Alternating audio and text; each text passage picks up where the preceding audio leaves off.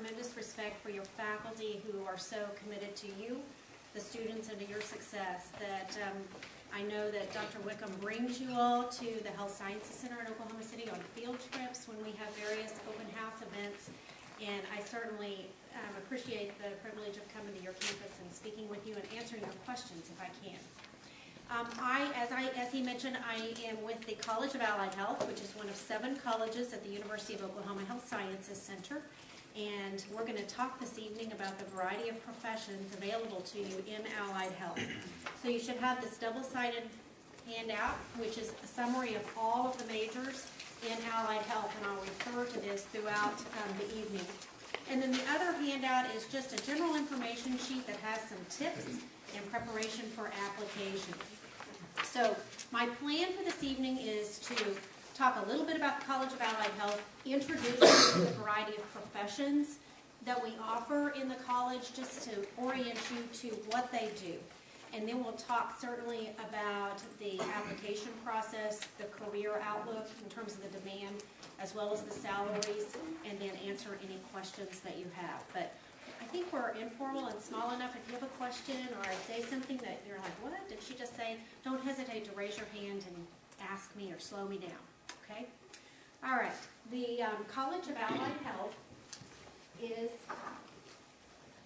on 2 campuses. Remote off. Thank you. We have 2 campuses that we offer our programs in allied health. The Oklahoma City campus is what we call the Health Sciences Center proper, and then OU Tulsa is a campus that we have obviously in Tulsa, and some of our programs in allied health are offered on that campus. So it's kind of nice to know what those options are, and when you apply to a program in allied health, you apply to a program, and then you get to select your campus. So you have a preference anyway in terms of the campus. So that's how the College of Allied Health is structured. When we think about allied health professions, I think about them in the way they're organized on this handout, which the first half of the handout are professions in diagnostic areas. So these are the professions that help figure out what the problem is with an individual's health, or work on that team to help see if we can figure out what's wrong.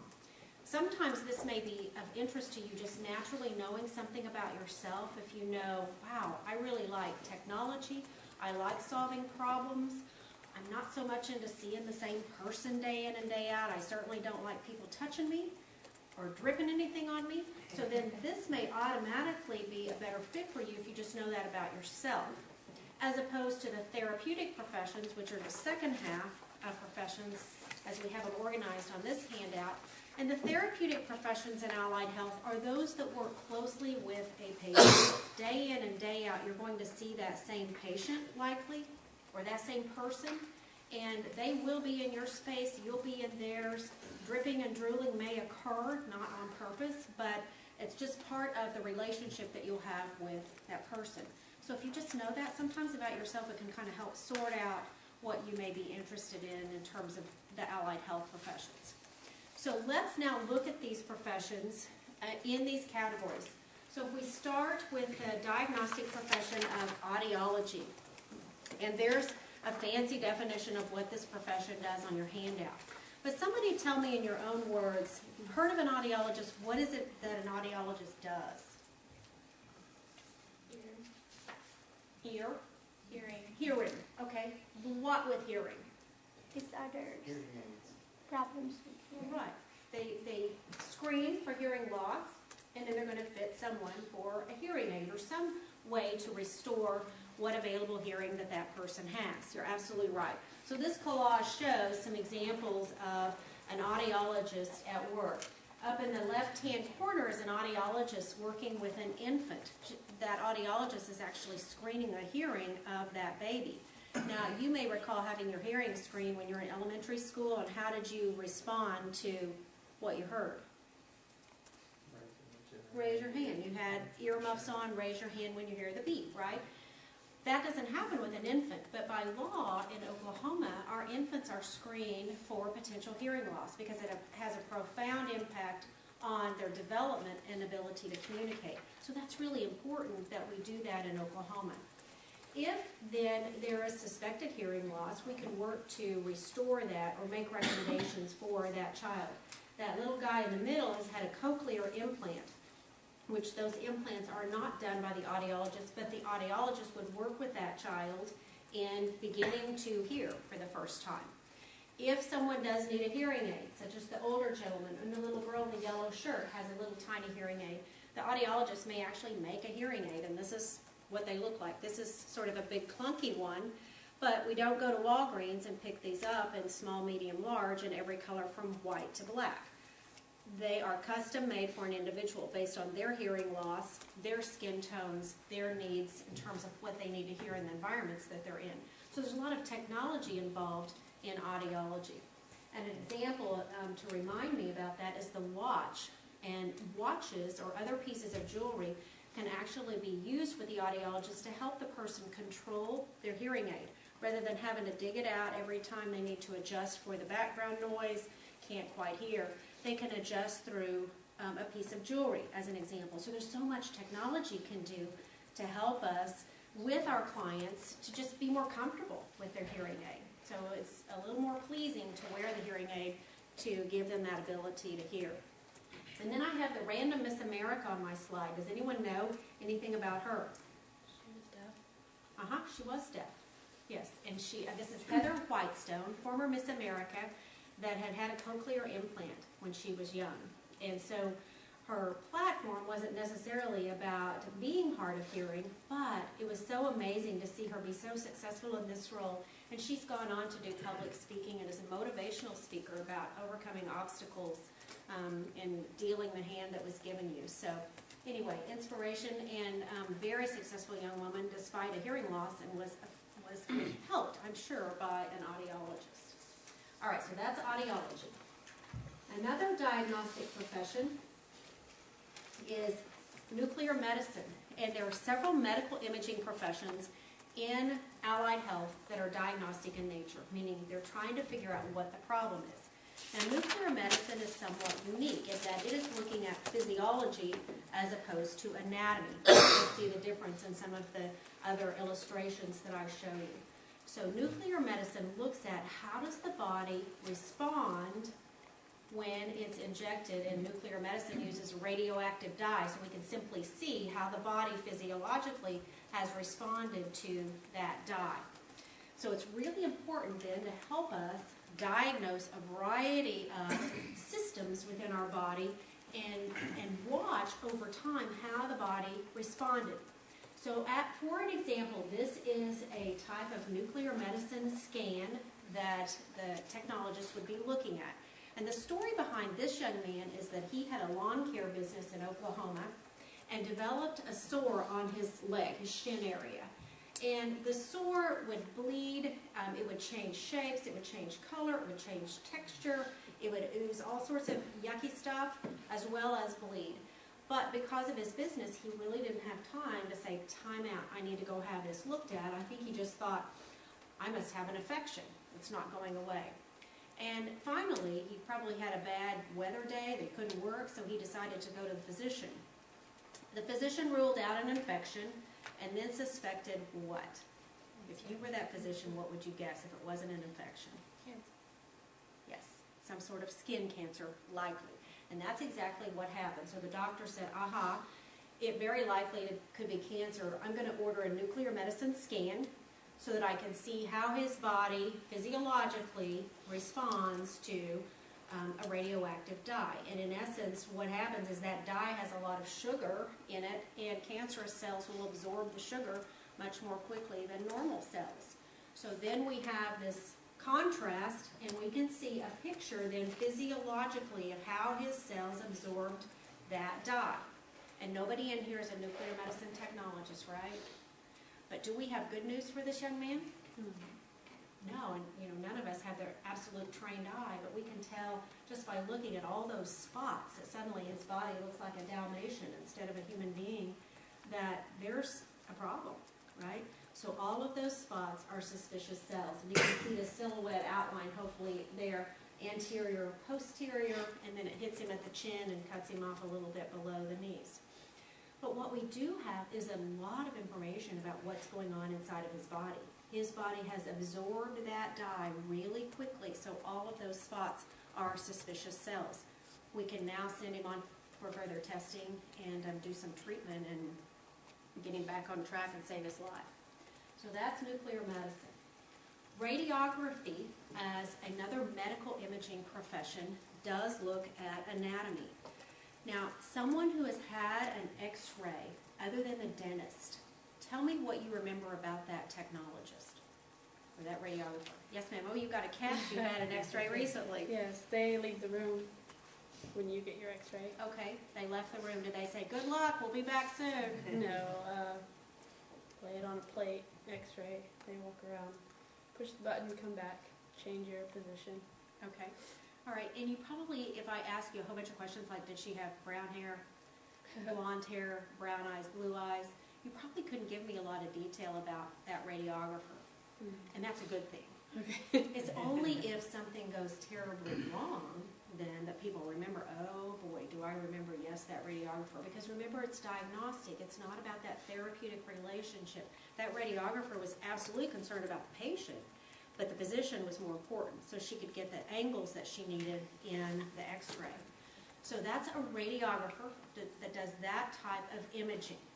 Then that image, that x-ray, is viewed by the radiographer as well as the radiologist. The MD is going to look at all these scans and make a diagnosis. They do far more than x-ray. Graduates of our program can do CT scan, MRI, heart catheterization, mammogram, so a variety of imaging procedures. And I have some pictures so that you can see what the radiographer is looking at. This is an example of a CT scan, which in essence looks at slices of tissue. It doesn't actually take it out of the body and slice it up physically, but it images it by slices. So we can see more definitively what's wrong. This is an example of a patient, and they were attempting to make a diagnosis about his lungs. And so the yellow is bone, so if that gives you some orientation, the sternum is at the top, yellow, and then the vertebrae are at the bottom. So this person is lying on his or her back, and they're concerned about this lung tissue. So the radiographer is going to look at comparing right and left, because if we have two of something, they should look fairly similar. So right away we see some differences in right and left. One side looks like it's a sponge more so than the other side, right? And then we also have these variations in color on the left side. So we know some information now that can help us make a diagnosis and get this patient to treatment. This is an image done by a radiographer. Here's a mammogram and the image that the radiographer is looking at, and we've identified the mass there for you. And that's a pretty obvious one for a radiographer. That that's an obvious mass, an area of concern. They are not all this apparent, however. So it takes a trained eye, someone who's very diligent and patient to look at these images to help a physician make a diagnosis. Here is an MRI. If you or you know someone who has had a knee injury, they very likely have had an MRI, which is the best, crispest picture we can get of anatomy. And these images are done by a radiographer also. All right, sonography, another one of the medical imaging professions that's diagnostic in nature. And it's unique in that it uses sound waves to give us pictures of anatomy.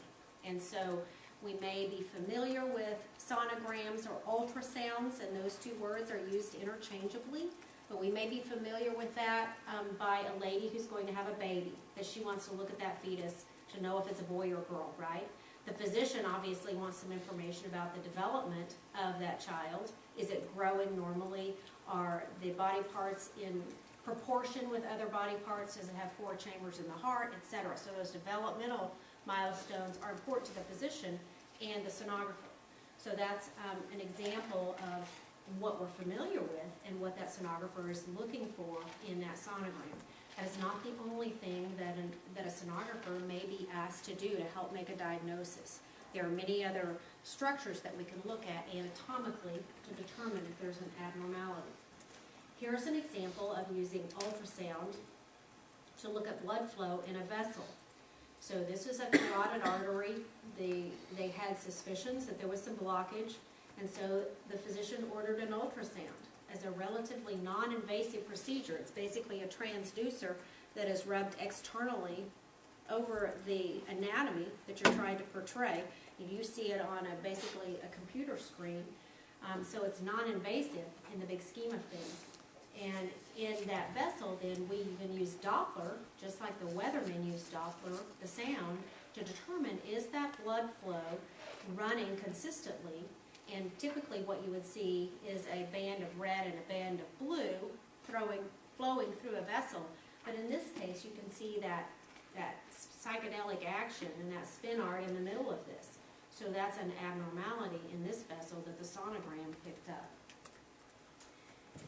Here's an example of looking at the gallbladder. This patient had symptoms of having a gallstone, and that sac, let me see if I can show you that. Does this have a puncture? Yes. Oh. This outline, middle. And it's a laser pointer. Oh. All right, this is the outline of the gallbladder. You can see that. And this little structure is not a turtle, it is an actual gallstone. So the ultrasound diagnosed that stone. We can rid the patient of that stone and alleviate their symptoms. And then here is an ultrasound of a developing fetus. So you can see the baby's forehead, nose, lips, and little chin there. You can get a lot of detail now with the ultrasounds that are done on developing fetuses. So that's always exciting for moms and dads. So lots of variety in what you can do in sonography. All right, moving on then to the therapeutic professions. Nutritional sciences is a field that we offer in the College of Allied Health. This trains individuals to become dietitians. Now, dietitians, you may know, work to help people who want to gain weight, people that want to lose weight. They can work with people who have diseases that are affected by their nutrition, such as diabetes, high blood pressure, high cholesterol. They can help people who are elite athletes perform at their best, and you probably know that your food is the fuel for your body. So if you're an athlete on a college team or an Olympic athlete, it's going to be really important that you're eating the foods that are giving your body that fuel to perform at your best. They can work in industries that provide large quantities of food, such as hospitals, cruise lines, hotels, schools. They'll all employ a dietitian to help balance those meals and menus for individuals so that they can get the nutrition that they want. They can also work for corporations. So Subway, McDonald's, Burger King, etc. They're going to employ a dietitian, and that's that person who gives us that information about how many calories are in a Big Mac, how many grams of sodium or salt are we eating. So all of that information is calculated by a dietitian. And then they can also be involved in food invention. So things that you all may have encountered, like blue butter. Did you ever try that? Or green ketchup? Those kind of funky, weird things. Peanut butter by the slice was a big thing for a while. Those are all engineered by a dietitian because they understand the chemistry of what happens when those foods interchange and then how our bodies break them down. So they're designing foods that we Americans will buy or crave, even though it looks weird, but it still tastes right and has the appropriate texture. So there's so much excitement in the activities that you can be involved in, places you can work as a dietitian. They do a lot of education, patient education in nutritional sciences. So this is an example of a model that a dietitian may use in working with a patient. So first of all, what is this? Can you identify this? Fat. It is human fat. It's a model of that. It's made out of plastic. But it looks pretty realistic with the blood vessels. So I've been asked if this is earwax. And no, it's not earwax. It is a model, a replica of human body fat. Now, so a dietitian may use this to help educate someone about, we really want to rid our bodies of this type of tissue, right?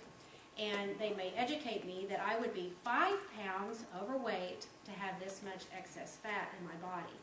And I would be like, seriously? Please tell me that's 50 pounds or more. just 5 pounds, and it's not like it's just hanging here on my tricep. It's liposuctioned up, into this amount. They use all sorts of models to help educate patients. So they may have models of muscle, so they can show that exchange. They may have models of food, so they can help people with portion size if they're trying to control that or increase that. So there's a lot of one-on-one education and some group work that occurs in nutritional sciences and helping people with their nutrition goals. Does anybody want to touch my back? There you go. All right, so that is the profession of nutritional sciences and dietetics. Occupational therapy. Occupational therapists, you may know, are healthcare professionals, obviously, that are working with individuals that have a physical injury or physical disability or a mental illness. But in occupational therapy, they are really concerned with the occupations of life, the things that occupy a person's time. So that may be self-care activities. You think about all of those activities that we do as human beings. It involves our work or our productivity, so going to class, going to our jobs, and it also involves our leisure. Those are our occupations in life, what we do for fun. And if we have a physical disability, such as a stroke, an amputation, a head injury, a disability or an accident that affects our ability to perform those basic activities, it's an occupational therapist who's going to step in and try to help someone be independent again. They also work with people who have mental illness. So it may be a child who has autism and that kind of spectrum, or it may be an adult with schizophrenia, but they cannot do those basic activities. They can't get themselves ready in the day to go to work. They can't hold a job because of their disability. It's the occupational therapist that can help that individual be independent and productive. Occupational therapists use tools sometimes to help people be independent in these activities that are important to them for their daily lives. And I brought an example of a piece of adaptive equipment or a tool that an occupational therapist might use in working with someone. So I'll give you an opportunity to guess. It's this hard plastic, holds its shape, and it has 2 ropes on it. So any guesses? Walking assist. Okay. She's warm-ish. I'll give her that. Good.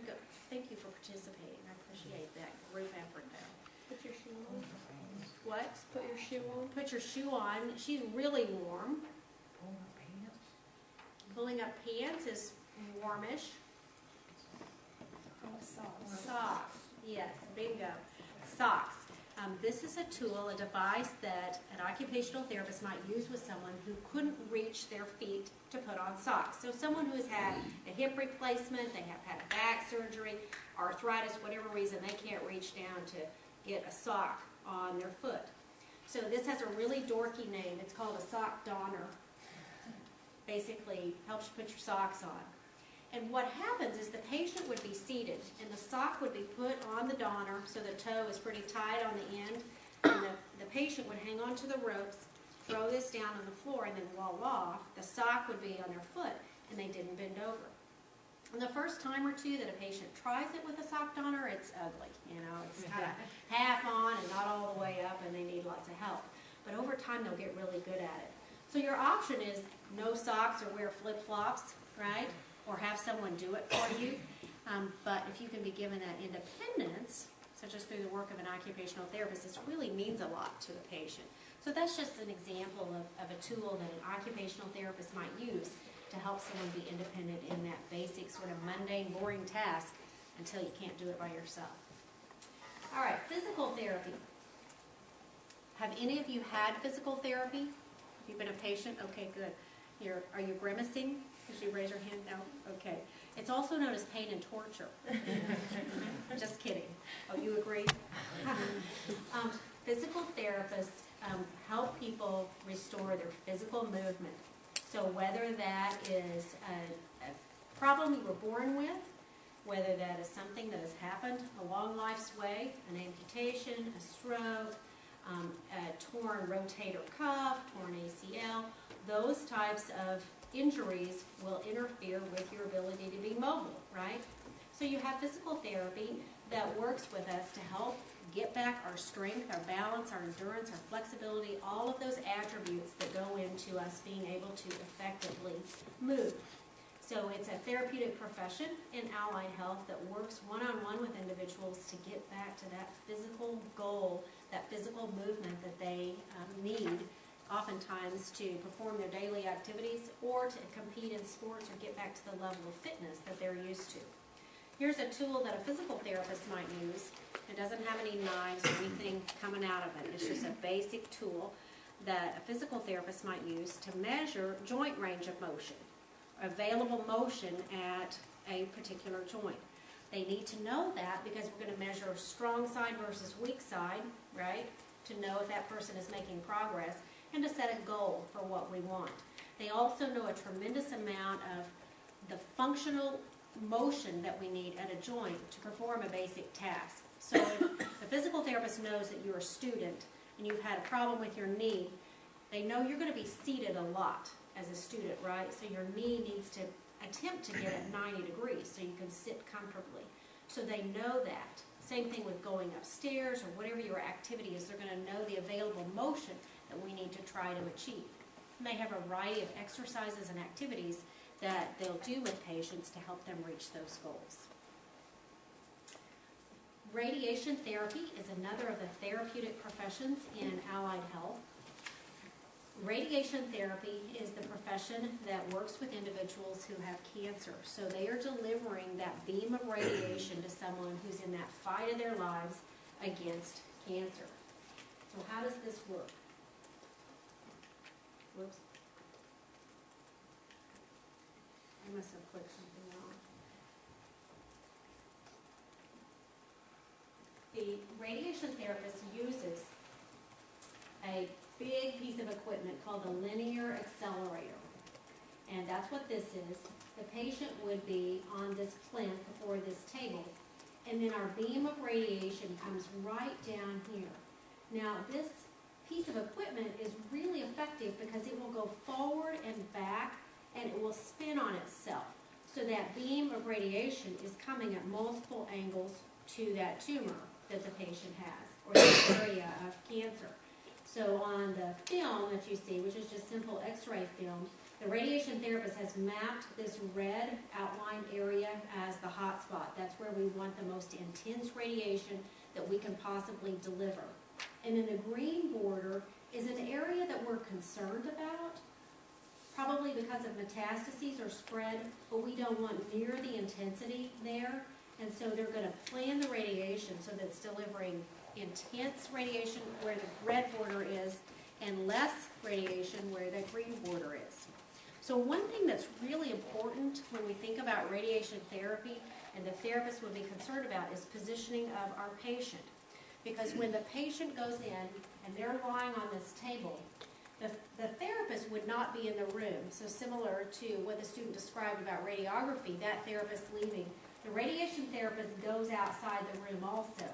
And the walls in a radiation therapy unit are probably a foot thick lead walls to protect the patient and the environment and anyone around it, because radiation is very strong and purposeful in its intent. So we want to be extremely careful about how we deliver that. So it's really important that we as the radiation therapists position the patient properly and keep them in that spot for the entire time, right? So one device that we may use is a radiation therapy mask. And this one was custom made for a person. So you can see the silhouette of their face on the mask, yeah? And then it's kind of stretched forward because the patient's head would be on a pillow when they're lying there for their therapy. And then the frame has holes, so it would be gently bolted to the table to keep their head in place. Now you can see through this and you can smell and you can breathe. It's not terribly constrictive, but it keeps their head in place. Because you can think about how disastrous it would be if the patient had an itch or something during this and they wiggle down just a ½ inch. Well, then the radiation therapy is missing, the spot that we have intended for them to receive their radiation. So positioning is important. This is an example of a device that we would use to help the positioning of the head. There are similar ways that we can position the trunk, the limbs, so that the effect is the same. So you get the idea about how important it is to ensure that position.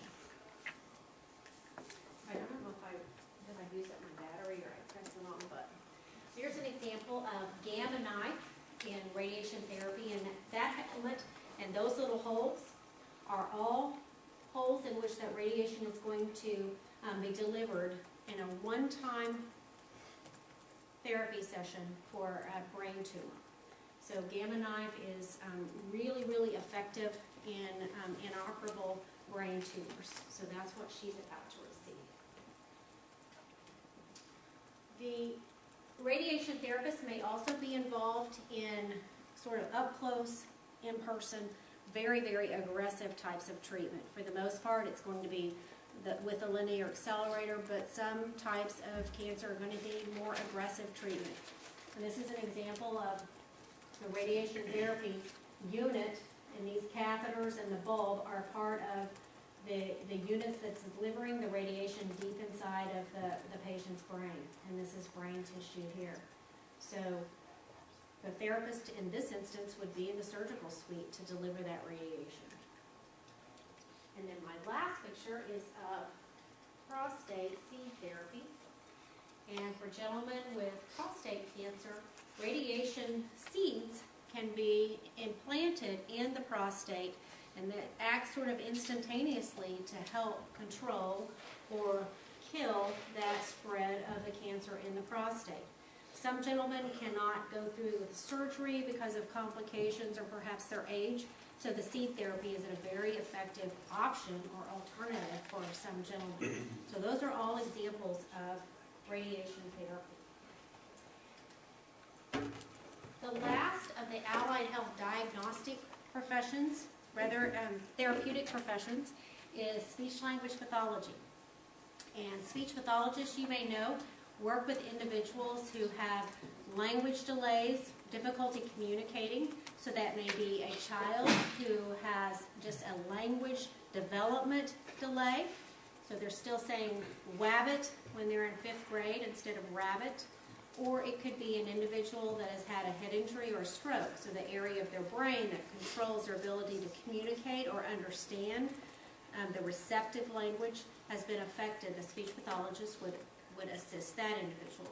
They can also work with people who speak for a living so that they don't stutter and stammer or overuse their voices. So if you're a cheerleader or you sing for your profession, it could be easy to overuse your vocal mechanism and cause harm. So those are a few of the types of patients that a speech pathologist would work with. I brought an electrolarynx as an example of a tool that a speech therapist may use in helping restore that ability to communicate for someone who has lost their voice box, typically because of some sort of cancer. So let me ask you something and see if you understand. Next week. Next week. So I said, when is finals week? And I sounded weird. I sounded like a robot somewhat. But it gave me voice, right? And so if I'm the speech pathologist and this is what I can empower someone with who has no voice, at least they can tell their family members, I love you. They can go to Sonic and get their Dr. Pepper. You know, now they have voice through electrolarynx. You probably have heard these out in the community and you're thinking, what was that I just heard in Walmart or Chili's or whatever? Yes? Is it the thing that smokers? Sweet. I feel like you should be in a commercial there. Yes, and there have been a lot of commercials about the stoma, you know, as an anti-smoking campaign. They're kind of scary and creepy, some of them. But yes, this is what, because it's the same thing. They've had cancer, the voice box is removed, and this gives them voice so they can continue to communicate. All right, so those are the allied health professions. You've got a little bit of perspective on how deep and broad that they are.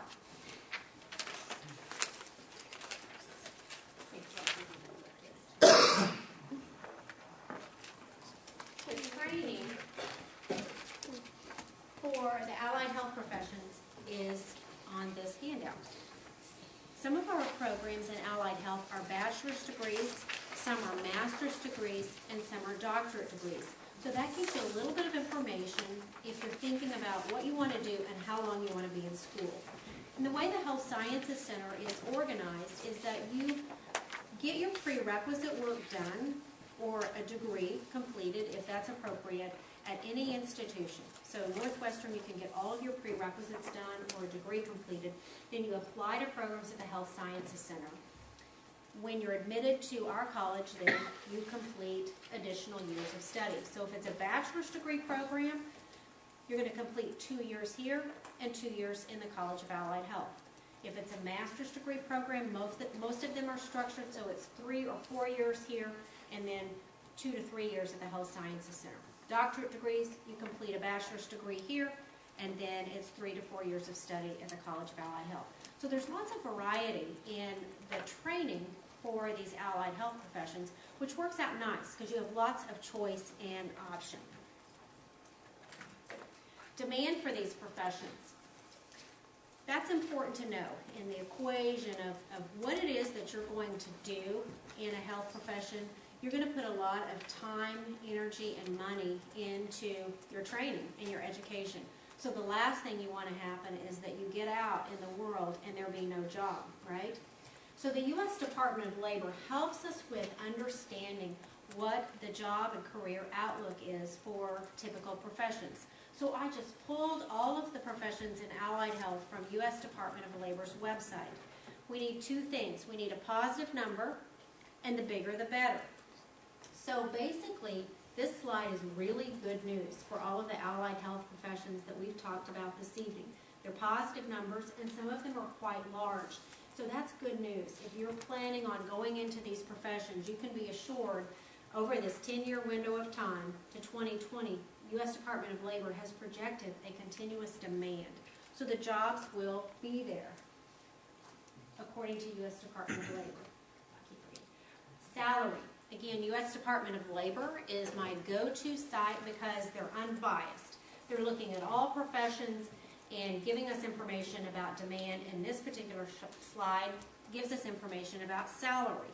So these show the average salary of anyone working out in these professions. So it's not just the new grad, it's not just someone who has 15 or 20 years in the profession, but it's the entire working population in that profession and the average of everyone working.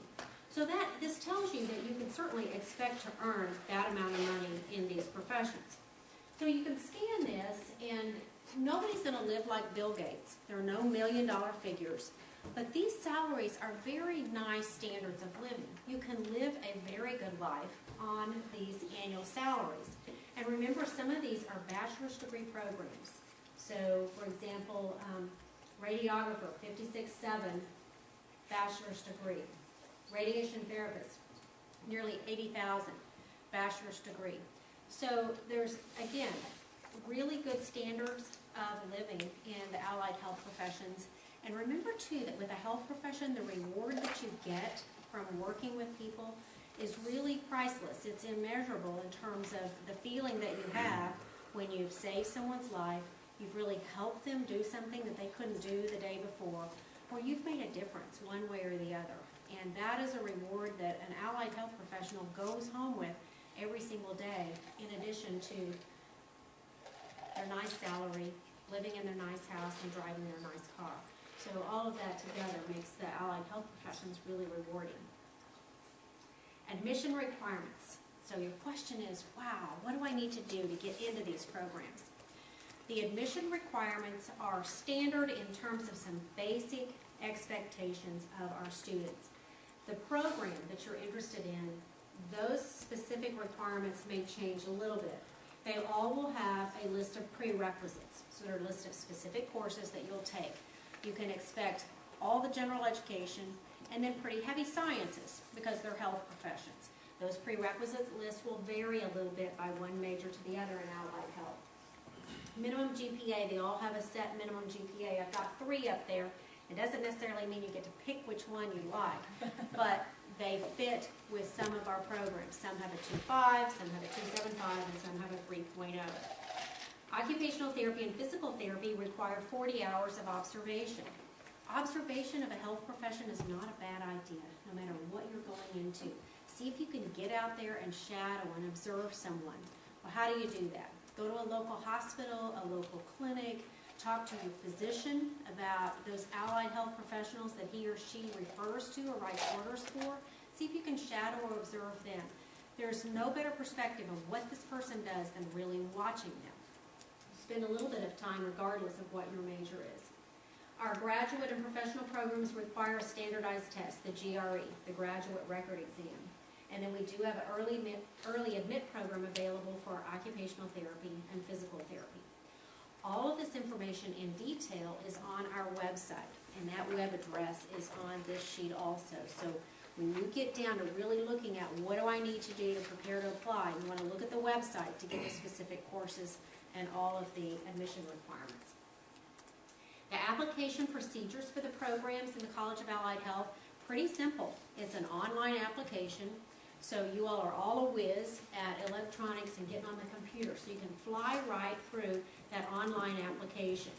Our applications are March 1 for undergrad programs and February 1 for graduate and professional. So that's pretty easy to keep those separate. And then some of our PhD programs and Master of Science programs have varying deadlines throughout the year. So what else is required besides that online application? Let me just hit some highlights for you. We require your transcripts. Of course, you'll mail those in. We require a career goal statement. So this is an essay that you're going to write about why you want to go into this profession. And it's a one-page essay, so it's not anything that you're going to spend weeks on necessarily, but it's your heart and soul about why you want to go into the profession. And we give you 5 questions. So you're going to answer those 5 questions in the one-page essay, but thoroughly answer those questions and make it as personal as you can. So tell us your story about why you want to be in the profession in response to those questions. You want the selection committee, when they are reading your career goal statement, you don't want them to set it down. You want it to be so compelling and so capturing of their attention that they say, I want to meet this person. We've got to have this person in our program. So begin to think about what those questions are. Again, they're on our website, and your personal responses to those and how you can really brag about yourself and make yourself stand out, at least on a piece of paper. Some of the programs in the College of Allied Health interview, but most don't. So the only way they're going to get to know you is how you present yourself on that piece of paper. So again, put some time and energy into that, and it's really important in our application process. The occupational therapy and physical therapy observation, you'll document that and submit that to us. And then 3 references. Letters of recommendation, again, are not required except for 2 programs in allied health.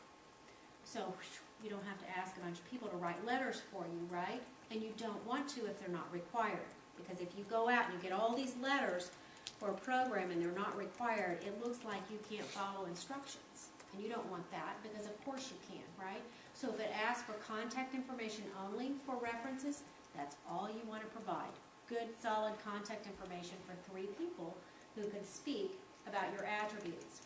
Now, who do you ask to be your references? A professor is always a good choice.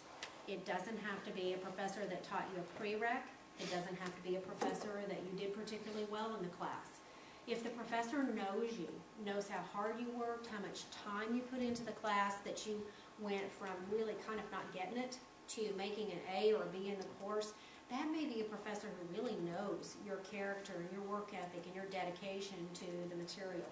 So one professor is always a good choice.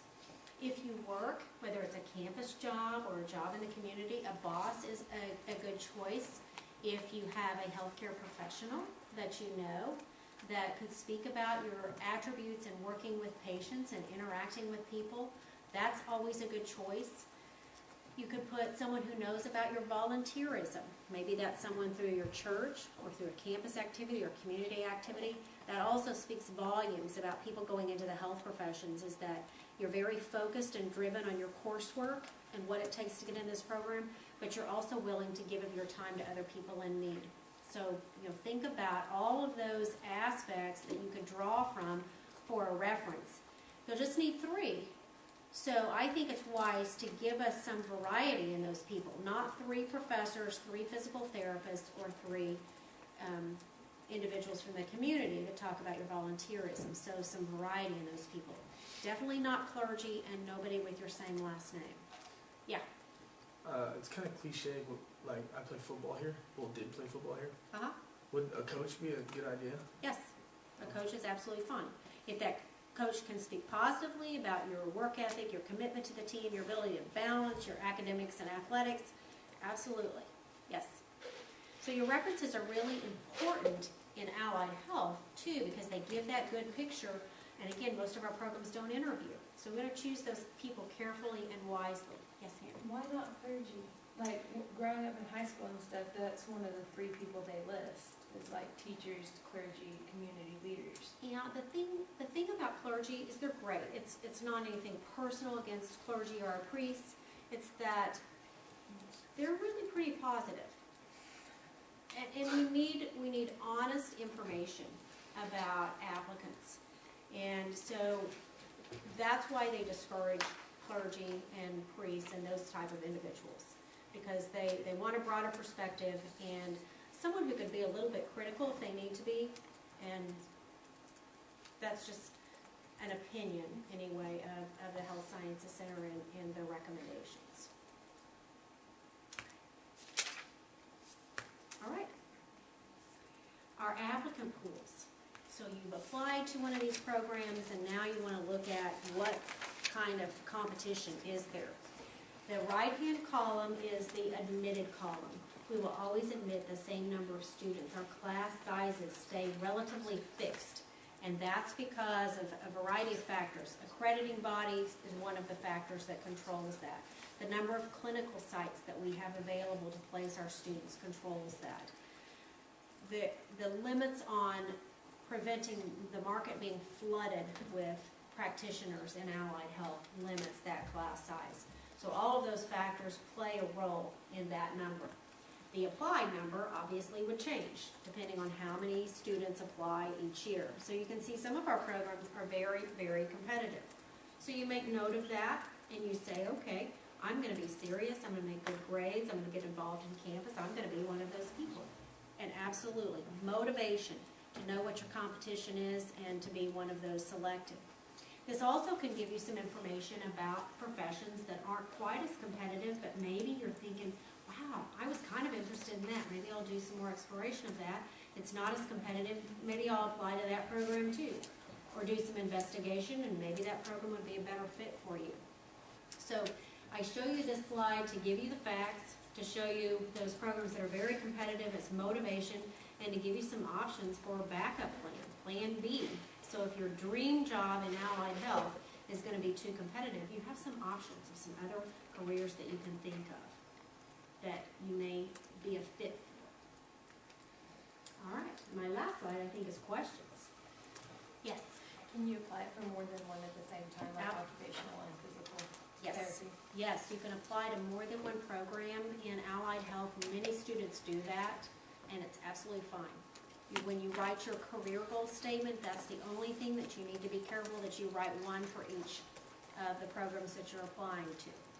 And they should be heartfelt based on what you're applying for. Even if you know deep down what your favorite is and what you really want to get into, nobody else needs to know that. So you're going to convince the selection committee on your career goal statement that that's the profession.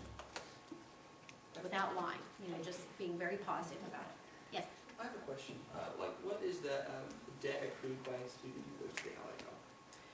It varies by the program and how long you're in school, and if it's a professional program or undergrad program. On average, it's about $8,000 a semester. So depending on how long you're with us and what types of programs, and you can kind of do the math from there. So for example, if you're in physical therapy, you're going to be with us for 3 years. So, and that's 8 semesters. So you can do the math on that, and that's your basic debt that you would incur. There are lots of scholarship packages and loan packages available for students who study at the Health Sciences Center. It is expensive and rigorous to study a health profession. Nobody is going to be working 40 hours a week while you're in any of these programs. So we have to make the funding available so that you can get a loan, you can apply for scholarships, and you can try to, minimize some of that debt that you graduate with. But, flashback to that salary slide, and you're going to have a really good salary, so you can begin paying back that debt fairly quickly. The other thing with some of the allied health professions that our students have entered into agreements with prospective employers where that employer agrees to pay for their school in exchange for them coming back to work for them. So if you went to a hospital and you told them, I'm getting ready to go to school to be a nuclear medicine technologist, do you have any openings for those? Would you be willing to hire one in a couple of years? And they're like, oh yeah, we've been advertising for 3 years, can't find anybody. They may be very willing to pay for your school in exchange for you coming back to work for them. And those are win-win. So if I'm in school for 2 years, they're going to expect me to work for them for 2 years. And they pay me too. It's like I don't work for free. I get my salary, but I've committed 2 years to them because they paid for my school. So they're usually, like I said, win-win for everybody. There are lots of ways in which we really try to help students find the resources to pay for the education. Most companies that do that, they make you sign contracts, don't they? Sure. Yeah, you could be expected to sign an agreement of some sort, so you want to look at that carefully, maybe even have an attorney look at it. But students are so clever, and employers are also very wise, that if I signed one with one hospital and I got out and I knew my payback, if I didn't fulfill it, was to pay back X number of dollars, X amount of money, I could negotiate with the other employer that I really want to work for and say, look, if you can buy this out, then I'll come to work for you. And that happens too. So they've got some money out there that they're willing to invest in students. So a lot of times it's just some communication. Yeah. Other questions? Anything you're dying to know that I didn't explain or we didn't cover? How about from the professors? I think the statistics class, is that, which statistics class do you require? Because I think it's for either physical therapy or we have a kind of an upper level psychology statistics, but then we have a 1,000 level. Both physical therapy and occupational therapy and our undergoing disorders now is going to require statistics. It's a basic statistics, but we have a tool on our website called a prerequisite finder, and you can look at the exact course at Northwestern that will transfer. It will say yes, it's equivalent, or no, it isn't. But it's a basic statistics course, and psychology department is fine because the reason OT and PT are requiring that is that you can apply that to looking at professional literature when you're looking at evidence-based. So you're going to be reading professional articles from journals and looking at the statistical relevance of those studies related to the practice. And so the psychology communicates better with the literature that you'll be reading in OT and PT as opposed to economics or math. But typically all of those types of statistics courses will transfer, but look at that prerequisite finder on our website. All right, well, I really appreciate you all being here tonight. Good luck on your finals, and don't hesitate to email me or contact us in any way. Contact information is on this handout if we can help, and I'll be around for a few minutes if you have other questions that you need one-on-one help with. Thank you. Let's give her a round of applause.